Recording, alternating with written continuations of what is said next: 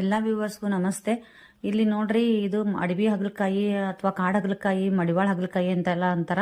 ನಾವು ಇದಕ್ಕೆ ಮಡಿವಾಳ ಹಗಲಕಾಯಿ ಅಂತೀವಿ. ನೋಡಾಕ ಹಗಲಕಾಯಿ ಹಂಗಿದ್ರು ಕೂಡ ಅದೇನು ಹಗಲಕಾಯಿ ಹಂಗೆ ವಿಷ ಇರಂಗಿಲ್ಲ.